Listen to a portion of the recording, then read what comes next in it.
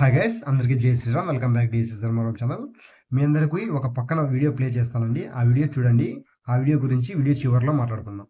మనం బికినీ వేసుకున్నా ఏది వేసుకున్నా ఆ నాలుగు గోడల మధ్య మన భర్త తోటే మన సంతోషమైన ఏదైనా అది పబ్లిక్ గా ఉండాల్సిన పని లేదు. పెళ్ళైన వాళ్ళకి చెప్తున్నాను, నువ్వు ఎంత పాష్గా ఉండు, ఎంత బికినీలైనా వేసుకో, నీ అందం నీ భర్త వరకే, సొసైటీకి అవసరం లేదు. మోడర్న్ గా ఉండాలి, పాష్ గా ఉండాలి, వల్గర్ గా ఉండకూడదు అని నేను ట్రస్ట్ చేస్తా. అదే నాలో తనకి ఇష్టమైన క్వాలిటీ. పాష్ గా ఉండడానికి వల్గర్ గా ఉండడానికి చాలా తేడా ఉంటుంది.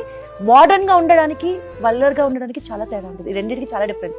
అమ్మాయిలు మోడర్న్ గా ఉండడంలో తప్పు లేదు, నేను చాలా మోడర్న్ గా ఉంటాను, బట్ అది డీసెంట్ వేలో ఉండాలి, వల్గర్ గా ఉండకూడదు అని నేను ట్రస్ట్ చేస్తాను. ఈవెన్ ఇన్ ఇయర్స్ కూడా నేను సందీప్తో బయటకు వెళ్తాను, ఫారిన్ కంట్రీస్ ఎక్కడికి వెళ్ళినా కూడా చాలా మోడర్న్ గా ఉంటా.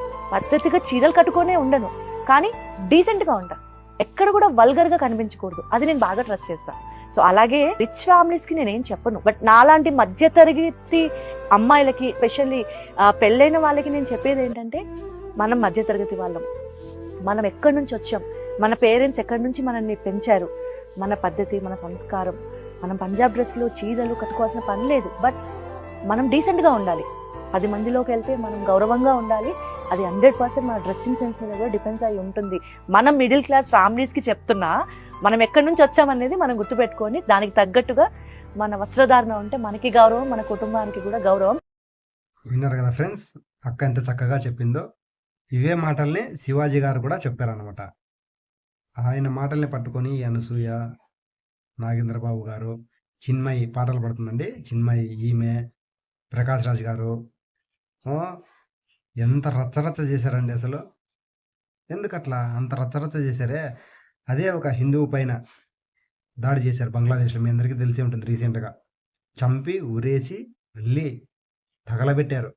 దీనిపైన రియాక్ట్ అవ్వరు, బాగా గమనించండి. ఇప్పుడు వాళ్ళ సోషల్ మీడియాస్ ఉంటాయి కదండి, వెళ్ళి ఎత్తుకండి.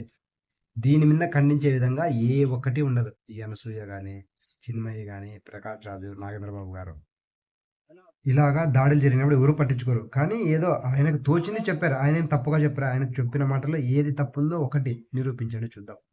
ఆయన చెప్పింది ఏమి, నాలుగు గోడల మధ్య ఎలా ఉండాలో అలా ఉండండి, బయటకు వచ్చినప్పుడు ఎలా ఉండాలో అలా ఉండాలని మాత్రమే చెప్పారు ఆయన. ఈ వీడియోపై మీ కామెంట్ చెప్పండి.